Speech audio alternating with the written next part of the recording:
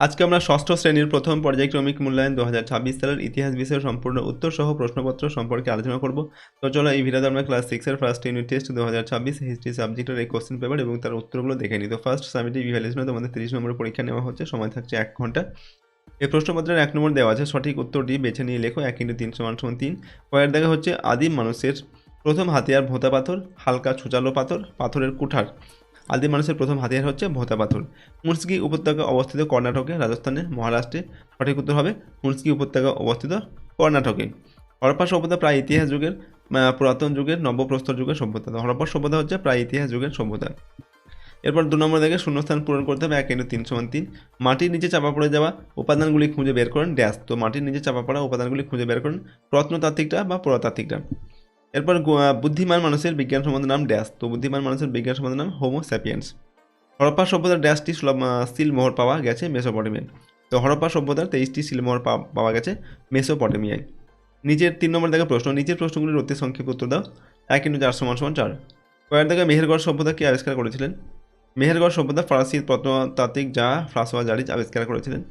একটি নদীমাতৃক সভ্যতার নাম লেখো। একটি নদীমাতৃক সভ্যতা হচ্ছে হরপ্পা সভ্যতা। নাম্বার গ, টেরো কথার অর্থ কী? তো টেরো কথার অর্থ হচ্ছে ষাঁড়। হরপ্পা সভ্যতার একটি সামুদ্রিক বন্দরের নাম করো। হরপ্পা সভ্যতার একটি সামুদ্রিক বন্দরের নাম হচ্ছে লোথাল। 4 নম্বর থেকে নিচের যে কোনো দুটি প্রশ্নের সংক্ষিপ্ত উত্তর দাও। 2 × 2 = 4। পরের দিকে এপ কাদের বলা হয়? লক্ষ লক্ষ বছর আগে এক ধরনের চিম্পাঞ্জি গরিলা জাতীয় লেজহীন বড় আকারের বানরের মতো প্রাণীকে এপ বলা হতো। সিটাডেল বলতে কী বোঝো? হরপ্পা সভ্যতায় নগরের উঁচু এলাকাকে সিটাডেল বলা হতো, তাই এই এলাকাটি একটি বানানো ঢিপির ওপরে অবস্থিত ছিল। লুসি কি? 1974 সালে আফ্রিকা মহাদেশের ইথিওপিয়ার হাদাস নামক জায়গায় অস্ট্রালোপিথেকাস মানুষের একটি কঙ্কালের কিছুটা অংশ পাওয়া গেছে। 32 লক্ষ বছর আগের এই কঙ্কালটি আসলে একটি ছোট্ট মেয়ের, যার নাম রাখা হয় লুসি। সেই থেকে প্রত্নতত্ত্বের ইতিহাসে লুসি অত্যন্ত পরিচিত নাম হয়ে ওঠে। 5 নম্বর দেখা হচ্ছে নিচের যে কোনো দুটি প্রশ্নের উত্তর লিখতে হবে। প্রশ্নের মান 3 নম্বর করে, 3 নম্বরে 6 নম্বর দেওয়া আছে। টেরো সম্পর্কে লেখো। ইউরোপের স্পেনে একটি পাহাড়ি এলাকা হলো আলতামিরা। এখানে কয়েকটি প্রাচীন গুহার খোঁজ পাওয়া যায়।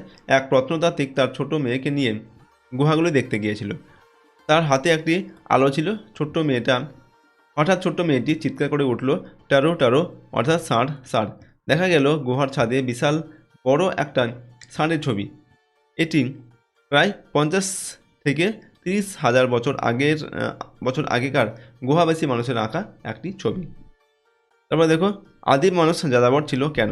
তো আদিম মানুষেরা চাষবাস জানতো না, তারা পশু শিকার করে কাঁচা মাংস ও ফলমূল খেয়ে জীবন ধারণ করতো। ক্রমে তারা পশুপালন শেখে, তারা নিজেদের খাওয়ার ও পালিত পশুর খাদ্যের সন্ধানে এক স্থান থেকে অন্য স্থানে ঘুরে বেড়াতো। এজন্যই আদিম মানুষ যাযাবর জীবনযাপন করত। গোয়ের থেকে হরপ্পা সভ্যতার ব্যবসা বাণিজ্য সম্পর্কে লেখো। তো হরপ্পার অধিবাসীরা অভ্যন্তরীণ এবং বহির্বাণিজ্যে রীতিমতো দক্ষ ছিল। স্থলপথে ও জলপথে সুমের, ব্যাবিলন, পারস্য, মেসোপটেমিয়া, আফগানিস্তান প্রভৃতি দেশের সঙ্গে তারা বাণিজ্য চালাতো। অন্যদিকে গুজরাটের লোথালে তারা একটি গুরুত্বপূর্ণ সামুদ্রিক বাণিজ্য কেন্দ্র গড়ে তুলেছিল। এখানে জাহাজ মেরামতির জন্য এবং বাণিজ্য দ্রব্য মজুত করার জন্য গুদামের অস্তিত্ব পাওয়া গেছে। বিদেশ থেকে আমদানিকৃত দ্রব্য হলো সোনা, রূপা, তামা, দামি পাথর, হাতির দাঁতের তৈরি চিরুনি, পাখির মূর্তি প্রভৃতি। আর রপ্তানিকৃত দ্রব্য হলো বার্লি, ময়দা, তেল ও পশুজাত দ্রব্য। 6 নম্বর দাগে নিচের যে কোনো দুটি প্রশ্নের সংক্ষিপ্ত উত্তর লিখতে হবে। 5 × 2 = 10। ভীমবেটকা সম্পর্কে যা জানো লেখো। মধ্যপ্রদেশের ভোপাল থেকে কিছুটা দূরে বিন্ধ্য পর্বতের গা ঘেঁষে নির্জন জঙ্গল, সেখানে 1957 খ্রিস্টাব্দে ভীমবেটকায় বেশ কিছু গুহার খোঁজ পাওয়া যায়। ওই গুহাগুলিতে পুরাতন পাথরের যুগ থেকে আদিম মানুষেরা থাকতে শুরু করে। গুহার দেয়ালে তাদের আঁকা ছবি পাওয়া গেছে। প্রায় সবই শিকারের দৃশ্য, নানা রকম বন্য পশুর ছবি রয়েছে। তাছাড়া পাখি, মাছ, কাঠবিড়ালির মতো প্রাণীর ছবিও দেখা যায়। এছাড়া দেখা যায় মানুষ একা অথবা দল বেঁধে শিকার করছে। তাদের কারো কারো মুখে মুখোশ, হাতে পায়ে গয়না। অনেক সময়ে মানুষের সঙ্গে কুকুরকে দেখা যায়। ছবিগুলিতে সবুজ ও হলুদ রঙের ব্যবহার করলেও বেশি দেখা যায় সাদা এবং লাল রঙ। পরের দিকে টিকা লিখতে হবে হোমো ইরেক্টাস সম্পর্কে।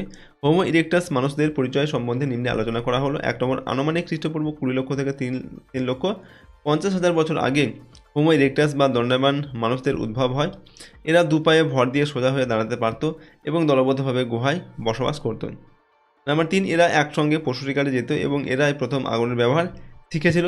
5 নম্বর হচ্ছে এরা 4 নম্বর হবে, এরা নুড়ি পাথরের হাতিয়ার বানিয়েছিল এবং শেষ দিকে বানিয়েছিল হাত কুঠার। গয়ের দাগে নবপ্রস্তর যুগে মানুষের কেমন পরিবর্তন ঘটেছিল? 1 নম্বর হচ্ছে নবপ্রস্তর যুগে বা নতুন পাথরের যুগে মানুষেরা কৃষিকাজ করতে শিখেছিলেন। আদিম মানুষেরা এই সময় খাদ্য সংগ্রাহক থেকে খাদ্য উৎপাদনকারীতে পরিণত হয়েছিলেন। নাম্বার 2, এই যুগে মানুষ কৃষির প্রয়োজনে পশুপালন করতে শুরু করে, এছাড়াও পরিবহনের জন্য পশুকে কাজে লাগানো হয়। নাম্বার 3 হচ্ছে এই সময় মানুষেরা যাযাবর জীবন বাদ দিয়ে স্থায়ীভাবে বসবাস করতে শুরু করে। নাম্বার 4, সমাজের বিভিন্ন মানুষের প্রয়োজন মেটাতে এই সময় কারিগর শ্রেণীর উদ্ভব হয়। 5 নম্বর হচ্ছে নতুন পাথরের যুগে মানুষ কৃষিকাজ জানার ফলে তাদের জীবনযাত্রা অনেক সহজ হয়ে গিয়েছিলেন। এই সময় মানুষের চিন্তা শক্তি নতুন নতুন কৌশল উদ্ভাবনে সাহায্য করেছিল। এই ছিল তোমাদের ক্লাস 6-এর ফার্স্ট সামেটিভ ইভ্যালুয়েশন 2026 সালের ইতিহাস বিষয়ের একটি প্রশ্নপত্রের সম্পূর্ণ উত্তর। প্রশ্নগুলো তোমরা ভালোভাবে প্র্যাকটিস করে নেবে এবং এই প্রশ্নদের পিডিএফগুলো আমাদের অ্যাপের মধ্যে দেওয়া আছে। অ্যাপের লিঙ্ক ডেসক্রিপশন বক্সে রয়েছে। পেইড কোর্সের মধ্যে পিডিএফগুলো থাকবে, চাইলে তোমরা সেখান থেকে নিতে পারো। প্রথমে অ্যাপটিকে ডাউনলোড করে রেজিস্টার করবে, তারপর লগ ইন করবে, তারপর অ্যাপের মধ্যে থেকে তোমরা পেইড কোর্স নিতে পারো অথবা যে ফ্রি কোর্সগুলো রয়েছে সেগুলো তোমরা সেখান থেকে দেখতে পারো। তো আজকের এই ভিডিওটা আমরা এখানে শেষ করছি। সম্পূর্ণ ভিডিওটি দেখার জন্য অসংখ্য ধন্যবাদ।